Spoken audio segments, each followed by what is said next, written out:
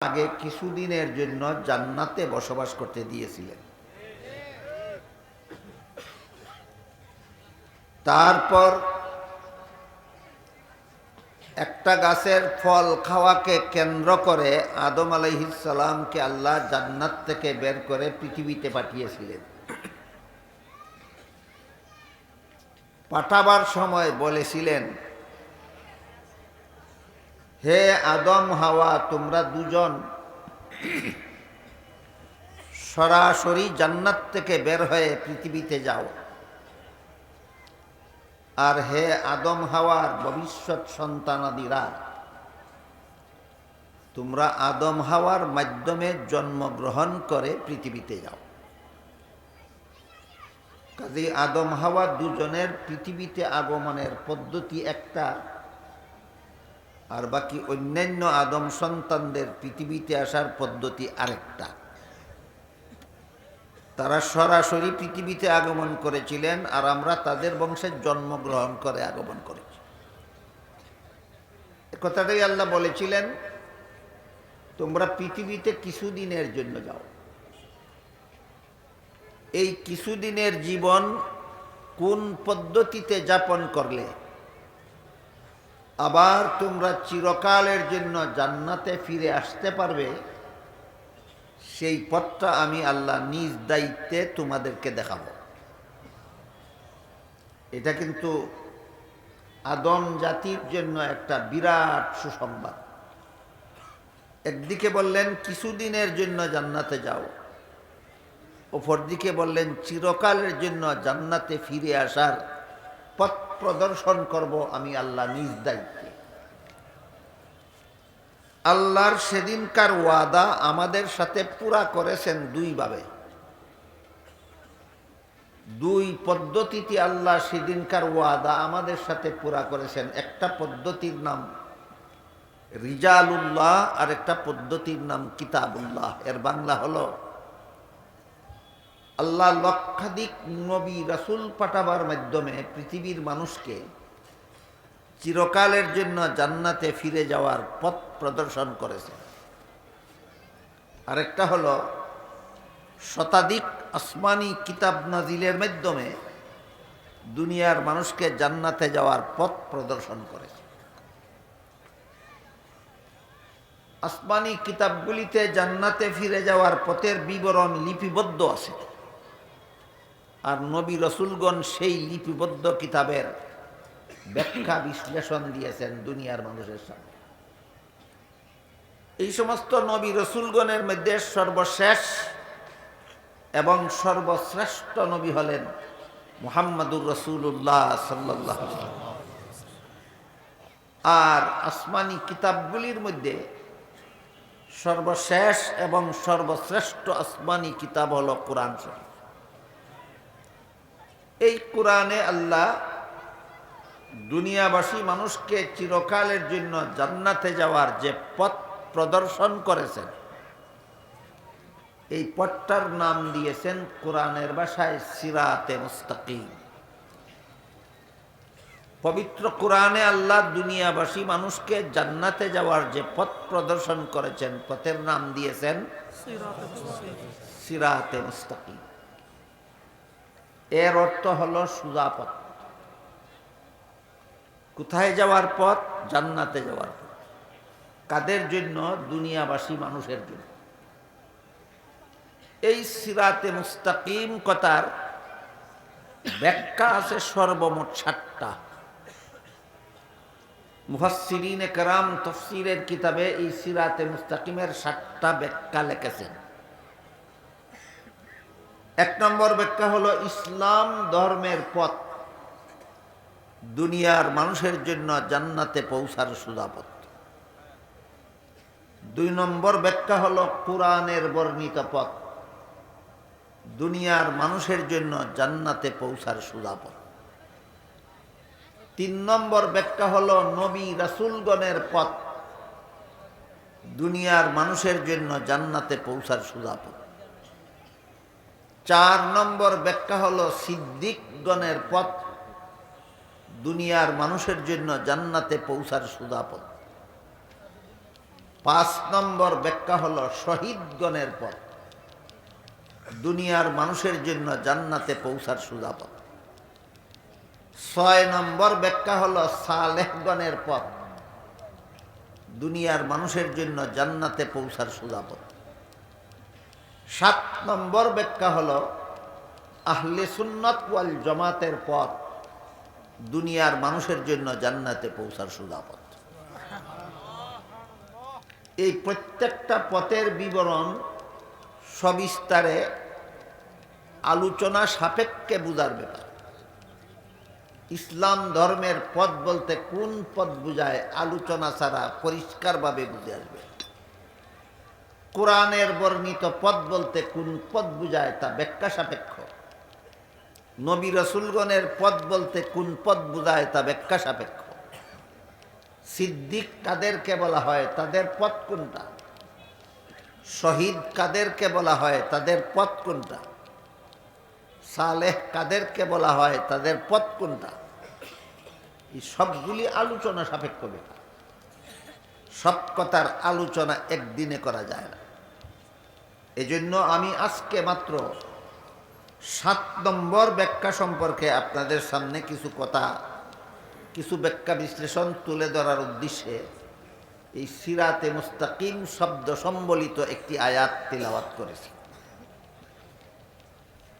7 নম্বর ব্যাখ্যাটা হলো আহলে সুন্নাত ওয়াল জামাতের পথ, দুনিয়ার মানুষের জন্য জান্নাতে পৌঁছার সোজা পথ। এই আহলে সুন্নাত ওয়াল জামাত বলতে কি বোঝায় এবং এর পথটা কোনটা, এই 7 নম্বরটা নিয়ে আজকে আলোচনা হবে। প্রথম 6টা নিয়ে আজকে আলোচনা করার সময় সুযোগ নেই।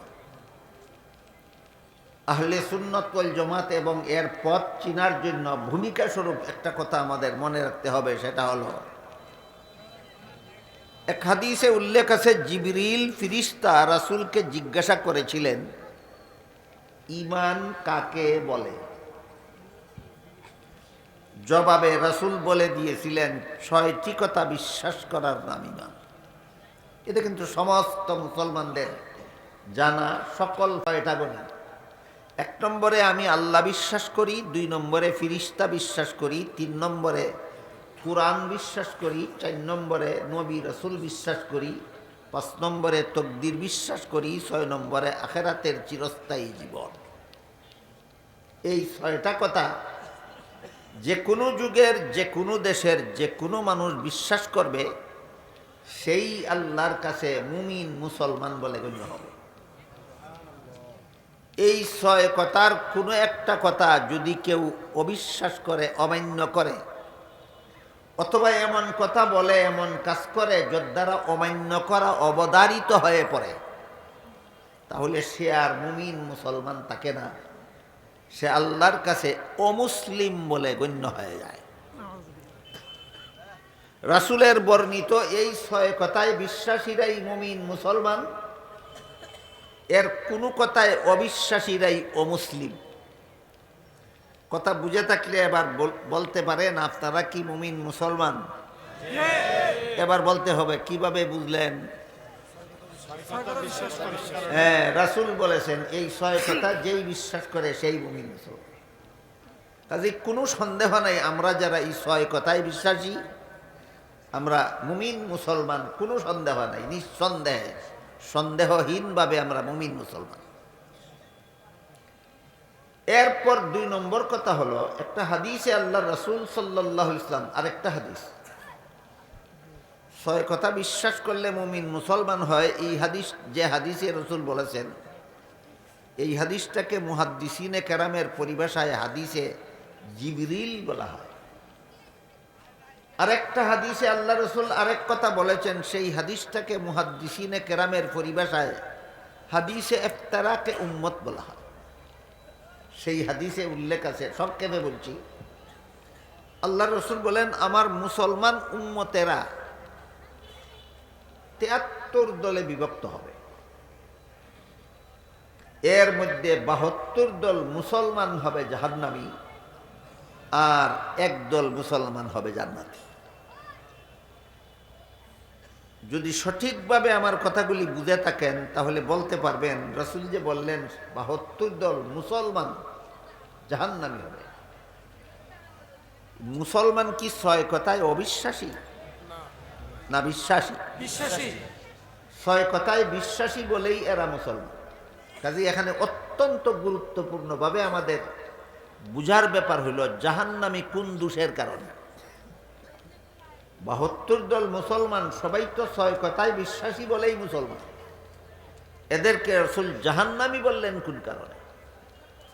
আর একদল মুসলমানকে যে রাসূল জান্নাতি বলেছেন এরাও তো ৬ কথায় বিশ্বাসী বলেই মুসলমান, এরা জান্নাতি হবে কোন গুণের কারণে?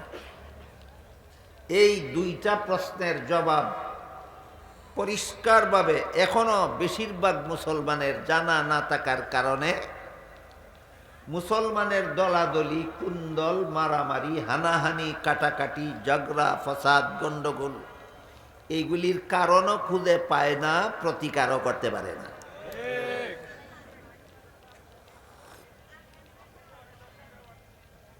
রাসূল করিম সাল্লাল্লাহু আলাইহি ওয়াসাল্লাম কেন সমস্ত মুসলমানেরা ৬ কথায় বিশ্বাসী মুসলমানেরা কেন ৭৩ দলে বিভক্ত হবে? যে হাদিসে কথাটা বলেছেন সেই হাদিসে একটা কারণও উল্লেখ করে দিয়েছে এবং কারণটা রাসূল বড় চমৎকার একটা উদাহরণের মাধ্যমে বলেছেন। উদাহরণটা হলো একটা রোগের উদাহরণ। রোগটাকে আরবি ভাষায় বলে কালাম, বাংলা অর্থ হইল জলাতঙ্ক। জলাতঙ্ক একটা রোগ আছে, এটা মূলত কুকুরের হয়। যে কুকুর জলাতঙ্ক রোগে আক্রান্ত হয় সেই কুকুর পাগল হয়ে যায়, এলোপাতারি মানুষকে কামড়ায়।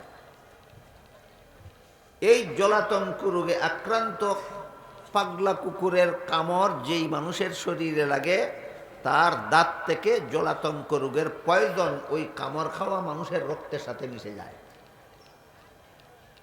এইভাবে তার শরীরের সমস্ত রক্ত জলাতঙ্ক রোগের পয়জনে আক্রান্ত হয়ে মানুষটাও জলাতঙ্ক রোগে আক্রান্ত হয়ে পড়ে। এর লক্ষণ হলো পানির পিপাসায় কলিজা ফেটে মারা যায়, কিন্তু পানি দেখলে পান করবে দূরের কথা, তার কাছে যেতেও ভয় পায়। জলাতঙ্ক রোগীর আলামত। আল্লাহর রাসূল এই জলাতঙ্ক রোগের উদাহরণ দিয়া বলেন,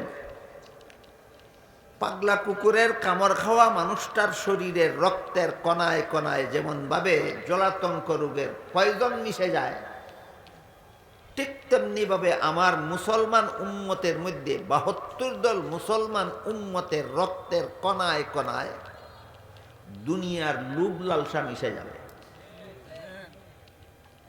একদল মুসলমান মাত্র দুনিয়ার লোভ লালসা থেকে মুক্ত থাকবে। পাইলাম কি ৭২ দল মুসলমান ৬ কথায় বিশ্বাসী হওয়া সত্ত্বেও জাহান্নামী বা হবে কেন? আর এত দলেই বিভক্ত হবে কেন? দুনিয়ার লোভে পড়ে। কেন দুনিয়ার লোভে পড়ে?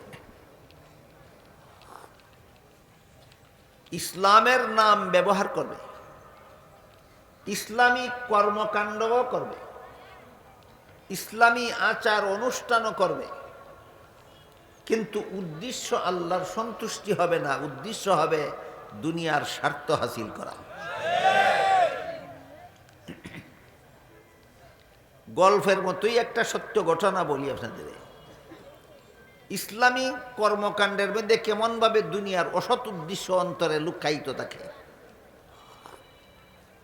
আপনাদের অনেকের জানা থাকার কথা, একসময় পাকিস্তানের প্রধানমন্ত্রী ছিলেন বেনজির ভুট্টো। বেনজির ভুট্টোর চিন্তা চেতনা, মন মানসিকতা, জীবনযাপন নাস্তিক্যবাদী, দিন ধর্মের ধার ধারে না, এইরকম মন মানসিকতার লোক বেনজির ভুট্টো। এমত অবস্থায় একজন আলেম তাকে জিজ্ঞাসা করলেন, আজকাল কিসের তসবিহ পড়া শুরু করলেন? বলে আয়াতুল কুরসির তসবিহ পড়ি। জিজ্ঞাসা করা হলো, আয়াতুল কুরসি তো অনেক লম্বা, এত তাড়াতাড়ি দানা টানেন কিভাবে? বলে আমি এটাকে শর্টকাট করে নিয়েছি। জিজ্ঞাসা করা হলো, কেমন শর্টকাট? বলে এই দীর্ঘ আয়াতের মধ্যে কুরসি একটা শব্দ আছে, আগের পিছের সব বাদ দিয়ে শুধু কুরসি কুরসি কুরসি কুরসি। কুরসি শব্দের বাংলা অর্থ হইল গদি। কুরসি শব্দের বাংলা অর্থ হইল গদি। তসবি তো পরে মানুষে দেখলে মনে করে আল্লাহর নাম জপে, আসলে কি জপে? গদি গদি গদি গদি। এই দেখেন তসবি একটা ধর্মীয় ব্যাপার, দেখি আল্লাহরে সন্তুষ্ট করার জন্য জপে না গদি পাওয়ার জন্য জপে। চিন্তা করে দেখেন ধর্মকে মানুষে দুনিয়ার স্বার্থে কেমনভাবে ব্যবহার করে। এমন নজির মনে হয় বাংলাদেশে নাই।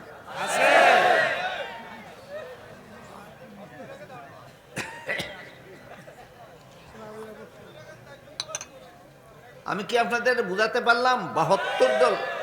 72 দল মুসলমান 6 কথায় বিশ্বাসী হওয়া সত্ত্বেও এতগুলি দল কেন? দুনিয়া অর্জন করার এতগুলি পদ্ধতি অবলম্বন করার কারণে এতগুলি দল। আর জাহান্নামী কেন? এরা ধর্মকে দুনিয়ার স্বার্থে ব্যবহার করে। কাজেই রাসূল করিম সাল্লাল্লাহু আলাইহি ওয়াসাল্লাম এই 72 দল মুসলমানকে জাহান্নামী বলেছেন। 72 দল মুসলমান এরা 6 কথায় বিশ্বাসী, কিন্তু দুনিয়ার লুবে পরে এরা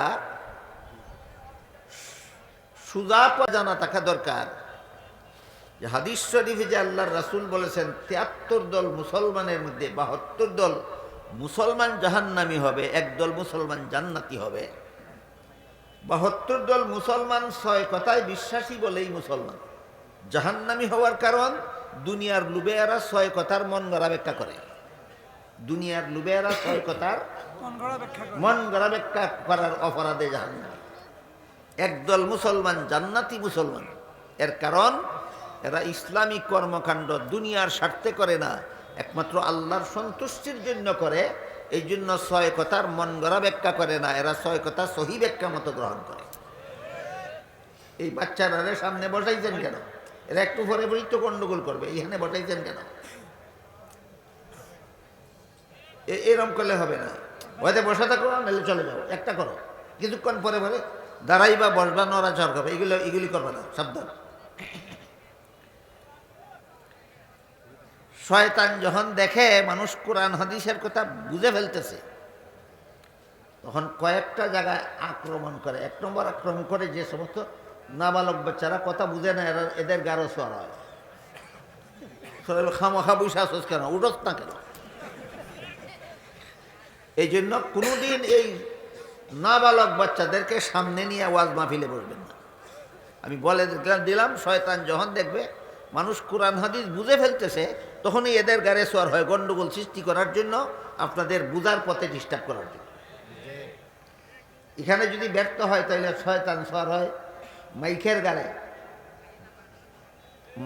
মাইক বন্ধ হইয়া যায়। এখানেও যদি ব্যর্থ হয় শয়তান সোয়ার হয় লাইটের গায়ে, হঠাৎ লাইট নিভে যায়, হয় কি না? এগুলি সব শয়তানের চক্রান্ত। আপনারা না জানার কারণে, না বোঝার কারণে এক রকম শয়তানের চক্রান্তের শিকার হয়ে পড়ে। এই জন্য আগেভাগে সতর্ক থাকতে হবে। যারা কোরআন হাদিসের কথা যথাযথভাবে বুঝার বয়স যাদের হয়নি, এদেরকে সামনে নিয়ে কখনো বসবেন না। এদের গাড়ে সোয়ার হইয়া শয়তান আপনাদেরকে ডিস্টার্ব করতে পারবে না। আর মাইক কারেন্টে চালাবেন না, মাইক ব্যাটারিতে চালাবেন, তখন কারেন্টের গাড়ে শয়তান সোয়ার হইয়া ডিস্টার্ব করতে পারবে না। আর লাইটের জন্য বিকল্প জেনারেটর রাখবেন, তাহলে কারেন্টের গাড়ে সোয়ার হইয়া শয়তানে লাইটে গন্ডগোল করতে পারবে না। মনে থাকবে?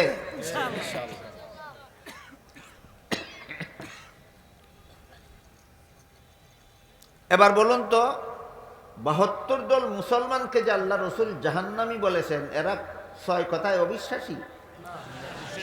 তাহলে জাহান্নামী কেন? দুনিয়ার স্বার্থ হাসিলের জন্য 6 কথার মন গড়া ব্যাখ্যা করার কারণে জাহান্নামী। 1 দল মুসলমান যে জান্নাতি, এরা 7 কথায় বিশ্বাসী না 6 কথাই? জান্নাতি কেন? দুনিয়ার স্বার্থে নয়, শুধু আল্লাহর সন্তুষ্টির জন্য 6 কথার সহি ব্যাখ্যা মতো বিশ্বাস করে। এবার প্রশ্ন জাগে, তাহলে 6 কথার সহি ব্যাখ্যা পাওয়া যায় কোথায়?